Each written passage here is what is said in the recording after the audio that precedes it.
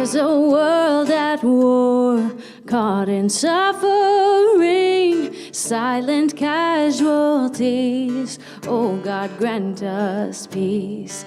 In these sleepless nights, I can hardly breathe. Despite brutality, I know that we'll be free. I know that we'll be free. Let the light in, keep it shining. Let it break into the darkness. All that love dares us to see, we'll all be free. In these desperate times, love will hold us here. Love will join our hands, teach us to have no fear. So we lay our head down to wash their feet. When we see our brother, oh, we'll all be free. Yes, we'll all be free. Yeah. So let the light in, keep it shining. Let it break into the darkness.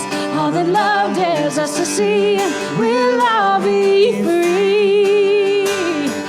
Let the light in, keep it shining. Let it break into the darkness. All that love dares us to see, we'll all be free. And we'll be free, free. We'll all be free. And we'll be free, free. We'll all be free. We are free, free. We'll all be free. Yes, we are free, free. We'll all be free. Yeah. Let the light in, keep it shining. Let it break into the darkness. All that love dares us to see, we'll all be free. Yeah. Let the light in, keep it shining. Let it break into the darkness. All that love dares us to see, we'll all be free. We'll all be free. We'll all be free.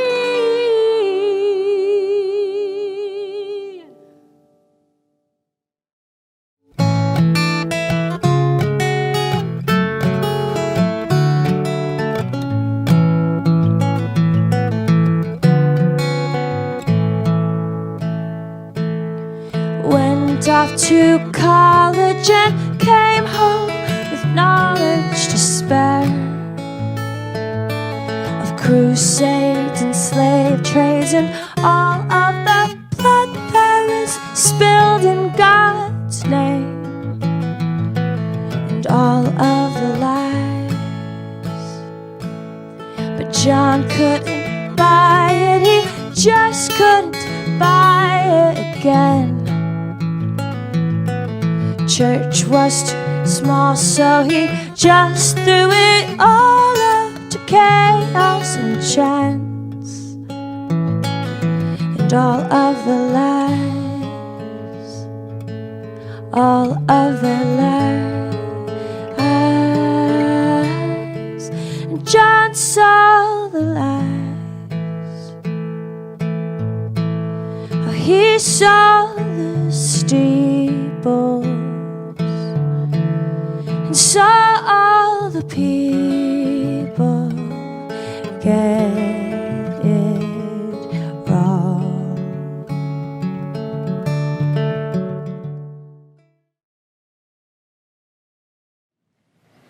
I am a big fan of information. Information is how I understand and order my world, especially when things are difficult to understand and seem chaotic. Now, there's not a whole lot that everyone can agree upon, but I think that we can all agree that the last few years have been difficult to understand and chaotic. And so over those last few years, I've really been digging in and trying to understand the history of our country so that we can know where we're at, where we're going, by better understanding where we've been. And when you just scratch the surface a little bit of the history of our country, what we find is that it's not quite as polished or pleasant as we maybe were taught.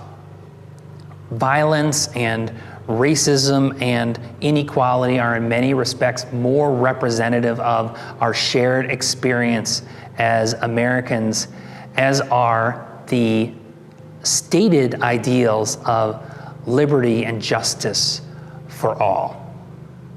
Martin Luther King Jr. said in his I Have a Dream speech, "It is obvious today that America has defaulted on this promissory note insofar as her citizens of color are concerned. Instead of honoring this sacred obligation, America has given its people a bad check, a check which has come back marked insufficient funds."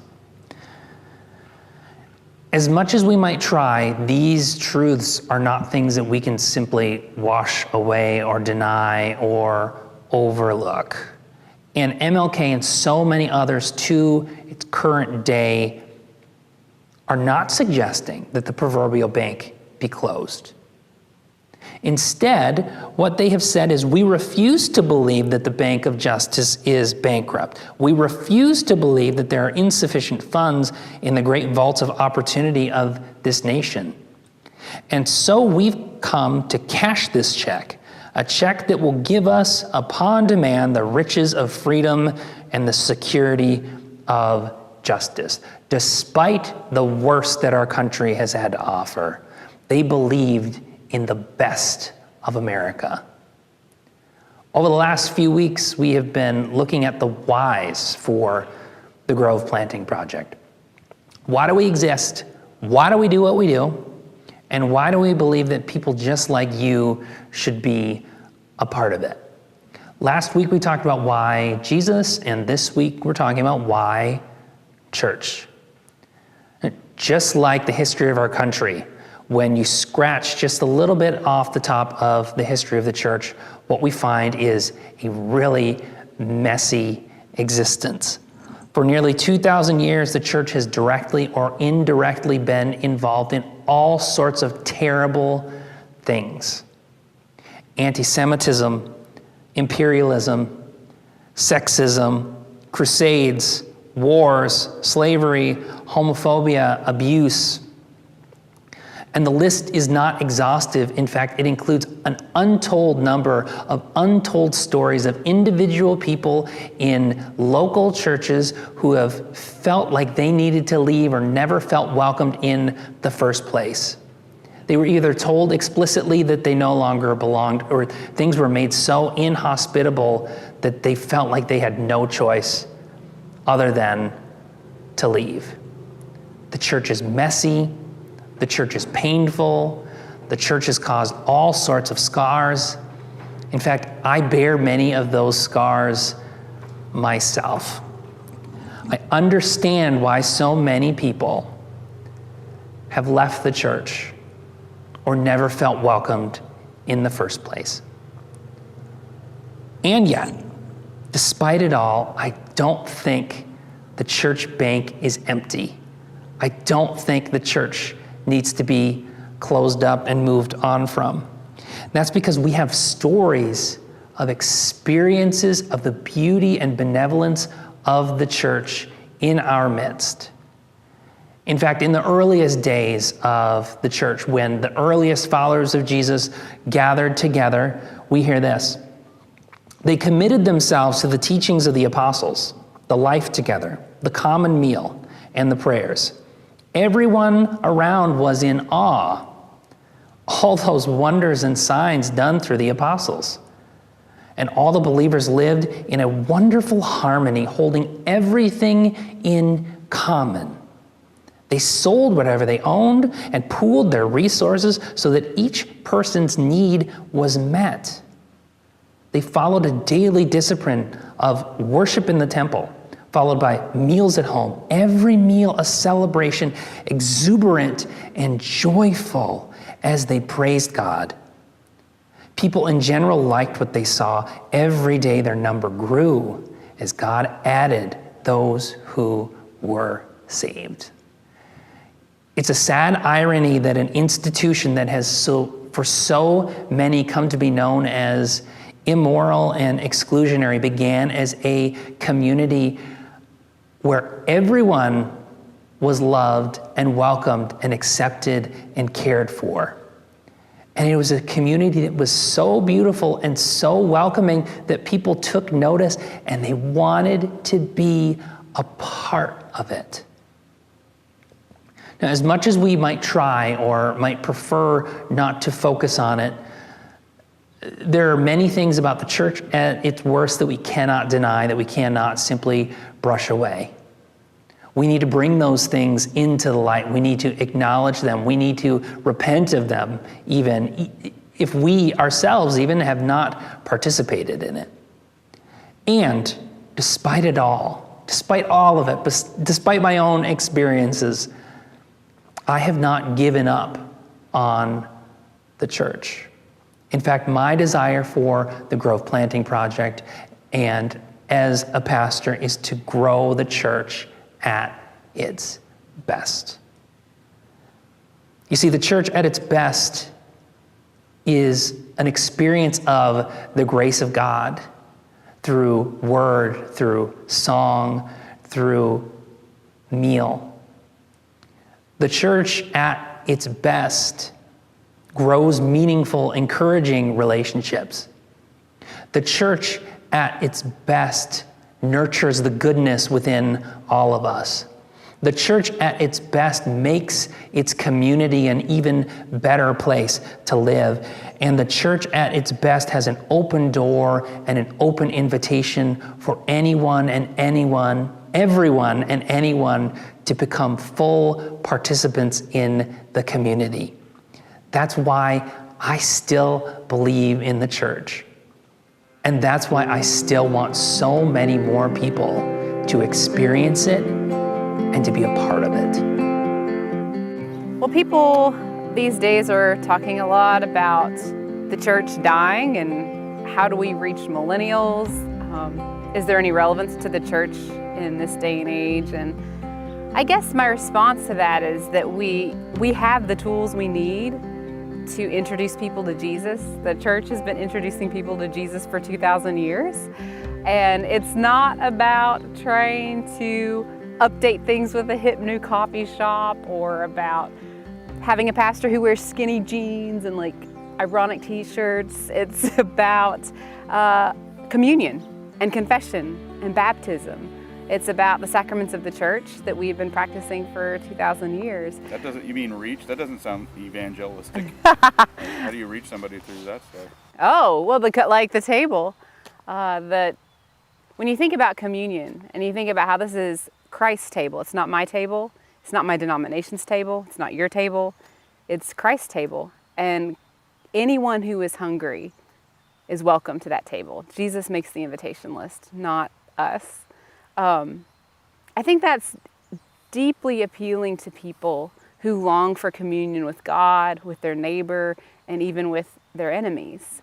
The table has been and always will be one of the most powerful and countercultural truths of Christianity and one of the most powerful aspects of church life.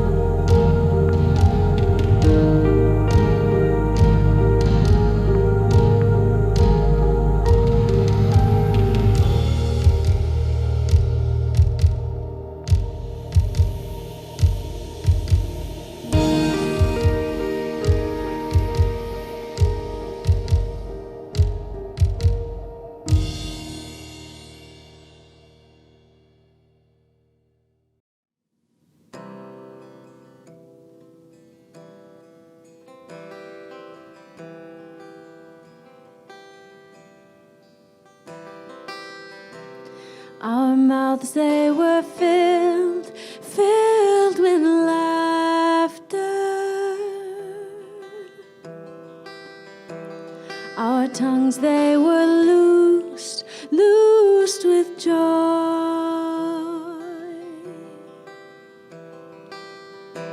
Restore us, O Lord. Restore us, O Lord. Although we are weeping, Lord, help us keep sowing the seeds of your kingdom, for the day you will reap them. Your sheaves we will carry. Lord, please do not tarry. All those who sow weeping will go out with songs of joy. The nations will say, He has done great things. The nations will sing songs of joy. Restore us, O Lord. Restore us, O Lord. Although we are weeping, Lord, help us keep sowing the seeds of your kingdom, for the day you will reap them. Your sheaves we will carry. Lord, please do not tarry. All those who sow weeping will go out with songs of joy. All those who sow weeping will go out with songs of joy.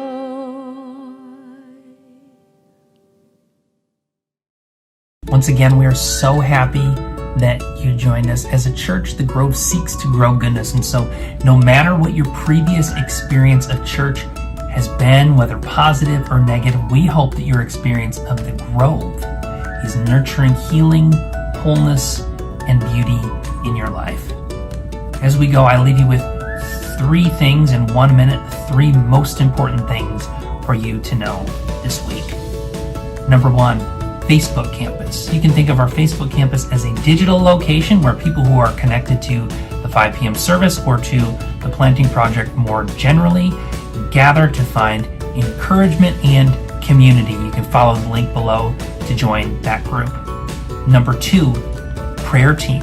We're looking for people who are committed to praying for the success of the Grove Planting Project in Cottage Grove. If you are interested in getting regular updates about things that are going on in Cottage Grove and the surrounding areas and how you can pray about them, follow the link below to sign up. It is theplantingproject.org/pray. And number 3, giving. God has blessed us with so much, and giving is an opportunity for us to show our gratitude for all that we have been blessed with. You can follow the link below, theplantingproject.org/give, to give directly to the Planting Project. There you can set up a one-time gift or a recurring gift.